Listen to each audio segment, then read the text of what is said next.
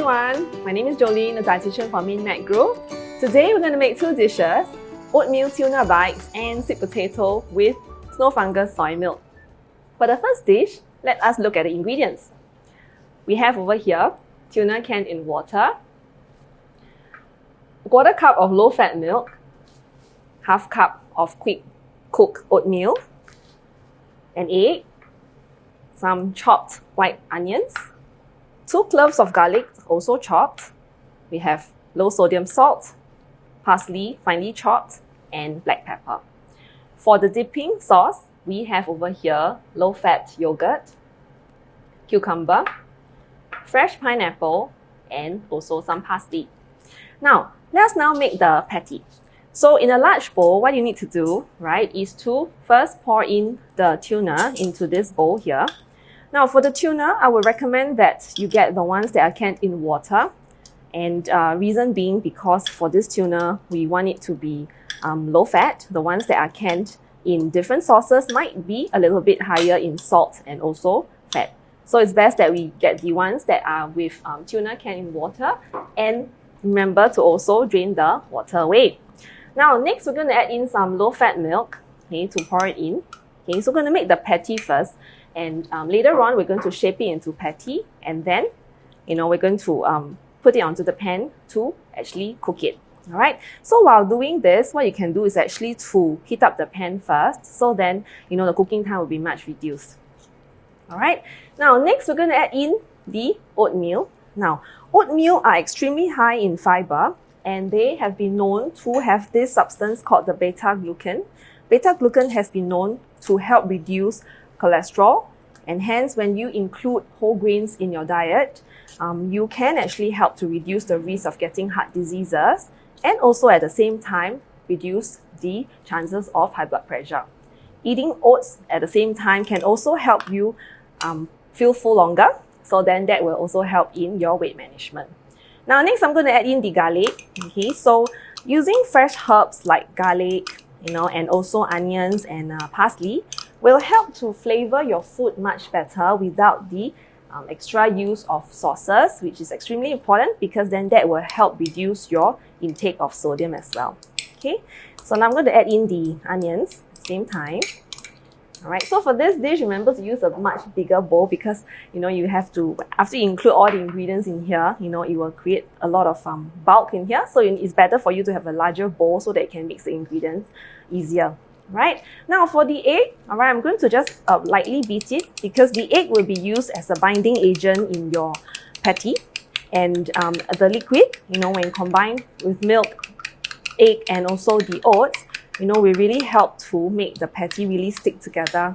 So don't worry about it being too dry at the moment because later on when you mix everything together, it will combine together. You can see over here as we mix in the egg, the tuna, and the oats, alright, it actually, you can see it's forming into a paste already.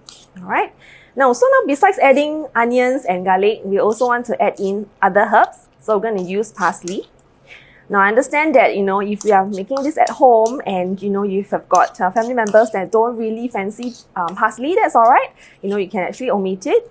But if you have fans of parsley, then you can add a little bit more. That's okay with us. All right, so you add in just some of it. Okay, I'm going to add in here now. Okay. Now, you realize that I've not added any other sauces yet. All right, the reason being because tuna on its own is actually really flavorsome, and of course tuna, it's actually an oily fish. Now when we say oily fish, we don't necessarily mean it for it to be full of bad fat, right? Basically tuna has got a very rich source of omega-3, and hence taking a large amount, or rather some amounts of omega-3 can help in lowering your risk of heart diseases because it can increase your good cholesterol and at the same time, lower triglycerides. Right. Now next I'm going to add in some low sodium salt in here, just a pinch of it, right? And reason why we're using low sodium salt is we want some taste into our patty, but at the same time we don't want to add too much salt into our food and at the same time overall in our diet. So taking a little bit less salt, okay, will help in reducing the risk of getting high blood pressure as well. All right, so now you can see over here, okay, you can see that, it's actually really quite thick, and this is the consistency we want because we want to make it into a patty. Now, next, we're going to add in some pepper. Right, so pepper again is actually to flavor the food, and it doesn't add any sodium in there. All right, so you can add a little bit more. If you're making it for kids and you want it to make it less spicy, then you can either omit the pepper or just use a little amount. All right, okay, now the pan is actually really nicely heated up now. Now I'm going to add in some sunflower oil. All right, and sunflower oil, okay, it's healthier oil, meaning to say that it does not have too much of the saturated fats, and it has both mono and polyunsaturated fats, which has been known again to help improve your heart health. Okay, now we're going to use a non-stick pan today, so hence the amount of oil used actually really very little. And one tip for you to know is that we're using a low non-stick pan. Right, it actually helps in reducing the amount of oil you're using in your cooking. All right, so remember that. Okay, now after you have let it sit for a while, what I'm going to do now, all right, is basically you want to actually shape this mixture into small patties like that. All right, so you can, depending on the amount or the size you would like. So for handier amount and actually easy bite size, then I would recommend using something like this with a dessert spoon size. All right, so what you just need to do is to just place it on the pan like that. Okay, so you notice that there's no extra flour that you need to use because we have the egg, and oats in here that helps in the binding as well. Now, for oats, right, a lot of times if you realize, okay, if you include oats as for breakfast, and or for a snack, it actually helps you feel full longer, which I mentioned earlier, and that's because there's a really great source of fiber in there. Right, so then that will really help us feel full longer, and hence there's no need for us to eat other food, and that reduces the amount of calories we take and for that meal or in a day. So then that can help in weight management as well. Okay, and oats has got both soluble and insoluble fiber. So the soluble fiber is the one that can help reduce our cholesterol. So it's recommended that you should have at least 3 servings of fiber in your diet per day. All right. Okay. So now the trick, okay, to really cooking this patty is actually on really low heat. So keep your pan to a very, very low heat, and you don't flip it now. You need to wait for the one side of the patty to cook first before you flip to the other side. All right. So you have to be a little bit patient. And just, you can slowly or gently just use a spatula and put it at the side, just push it a little to make sure that, it's actually cooking well. So I would say that for the patty to cook well on one side, you probably need around 2 minutes. Right, then when you can see that it's actually formed already, then when you flip it with a spatula, it's actually much easier. All right. Okay, so for fish intake, it is also recommended that we should have at least 2 servings of fish in a week, because that will really help, in reducing the amount of saturated fat that we eat, because fish in general are extremely low in saturated fat, high in protein, and at the same time high in omega-3, which is again beneficial for our heart. Okay, now, so if you can use a fork also to just flip it at the side, so that when you are cooking it, okay, or flipping the patty, it helps not to break the patty. Now you can see that it's actually really nicely formed, a little bit like golden brown on one side of it. So this is the time where you can flip it properly. Okay, and you realize that, like I said earlier, it's quite easy to form it into a patty actually. Okay. Okay, so what you can do, all right, is to let it fry on the other side again, all right, around 1 to 2 minutes. And what we want to do is to achieve a light golden brown, and for the onions and the garlic to cook a little bit longer. So then that will make the patty much sweeter, especially if you're going to make it at home, with young kids. And so the onions, we cook it a little bit longer, it's much sweeter for them, so that they won't, pick up the onions or the garlic. Alright, so remember low heat is essential, and you realize when you're cooking it on a non-stick pan, the oil you use is actually really quite little. So using a non-stick pan is actually one of a healthier cooking method we would recommend for you to use. Okay, now the patties are almost done. Alright, so I'm just going to put it on the pan for a few more seconds because I don't want it to be overcooked. Right, so you can actually flip it a little bit on the other end, to see it. So remember to flip the patty, let it cook on one side first to let it coagulate and cook properly, okay, on the patty. Then after that, you need to put the other side. Okay, I think we are almost done for the patty. Now you realize the patty is extremely easy to prepare and it's extremely nutritious because of its fiber content, and it's extremely low in fat as well, okay, because it's from fish. Now, I'm just going to let the patty sit on the pan for a while. What I'm going to do now, I'm going to make the dipping sauce. So in the dipping sauce, we'll have our low-fat yogurt. Okay, we have the cucumber, the pineapple, and the parsley. I'm going to place the tuna on a plate. Okay, while we put it aside to cool first, and we're going to prepare the dipping sauce. Now, the dipping sauce, all right, what you need to do is really to take out the yogurt just before eating, right? Because we want to make sure that, it doesn't go too much to room temperature. And if not, then the yogurt will not be that palatable. At the same time, we are concerned about food safety as well. So we're going to add in the cucumber into the yogurt. Okay, that will add the crunch to the dipping sauce. All right, next, we are going to add some pineapple. So now the pineapples will be really important because you will add the sweetness and also a tanginess to the yogurt. And next, just a little bit of parsley, for this fragrant smell. So what you need to do is really to mix it well. Okay, you can mix it like that. Now, if you want to add in some tomatoes in there, it's fine as well to add to the color. Okay, but pineapple and cucumber will do the trick, right? Because when you combine it with yogurt, it's extremely sweet with crunch, right? And the reason why we're using low-fat yogurt as well is because we want to reduce the amount of saturated fat taken in full-fat dairy product, right? So we're gonna use this now. Okay, here we go. We have the oatmeal tuna bites, and this is with your dipping sauce.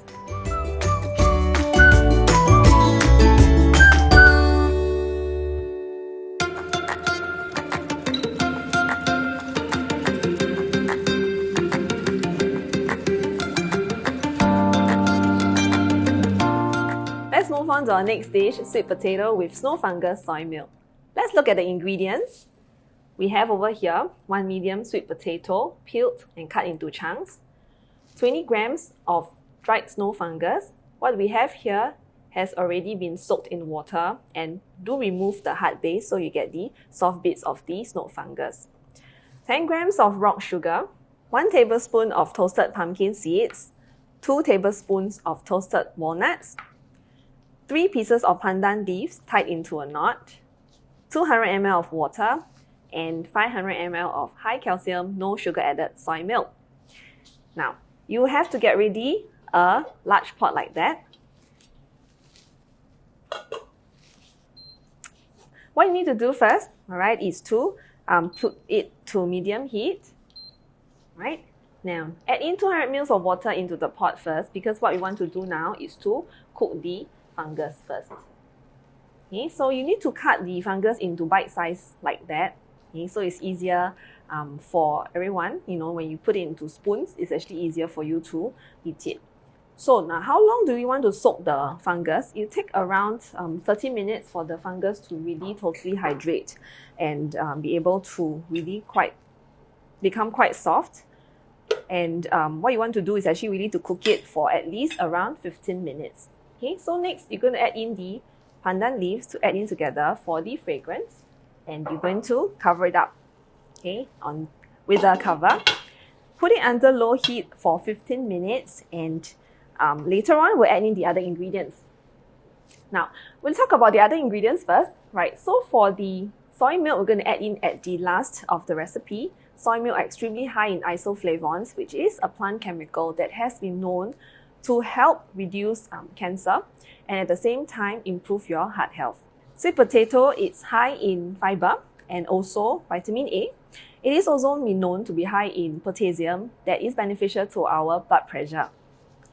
Now, for the toasted pumpkin seed and walnuts, they add a certain crunch to it, and actually for this dish, it's actually really unique because most of the time, we add it into other desserts that will be a little bit more of the Western touch.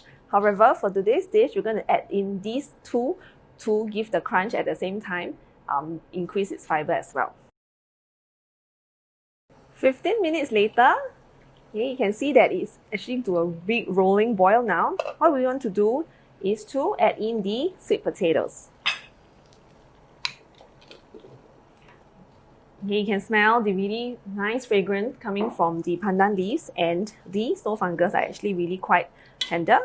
After they change into a translucent color, you realize that it's actually cooked already. What you need to do now is to put back the lid and let it cook for another approximately 20 minutes for the sweet potato to be tender. Let's check on the sweet potato. Now, the sweet potato we're using today are the yellow ones, and the yellow or orangey sweet potatoes are extremely high in beta-carotene, or in other words, vitamin A, and it has been known to help improve eye health. And what we're going to do now is to add in the high calcium, no sugar soy milk into the solution. How do we know that the sweet potato is cooked? We need to pierce it with a fork. When the fork goes through the potato, then we know that it's cooked already. What you can do over here is that you can increase the heat to a slightly medium heat, so to let it do a rolling boil. Alright, next we're going to add in some rock sugar for taste. Now before you do that, a tip for you is to try your food first before adding it either salt or sugar. What I'm going to do now, I'm going to give it a little taste to see if it's sweet enough before I add in the rock sugar. I think it will need a little bit of this rock sugar. I'm going to add in half portions of it first. Alright, so it's important to do this because it will really help reduce the excess salt or excess sugar we might be adding into our food. So it's always important to taste your food first before adding any sauces or sugar in the dessert or the dish you're cooking. Now, just give it a bit of a stir to make sure that the rock sugar is fully dissolved. Alright. Okay, I think we are almost done. What you want to do now is to dish it into a bowl. Okay, and later on we will be adding the toppings, alright, the crunchy toppings to add the lovely crunch and the color as well. Alright, so we're gonna just put this into a really lovely bowl.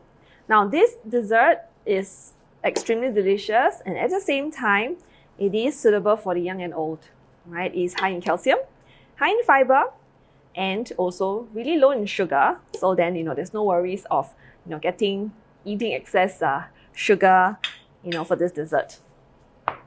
Next, we will put the walnuts, which is a good source of fiber and good fats as well. We'll sprinkle some toasted pumpkin seeds, and here we have our dessert ready.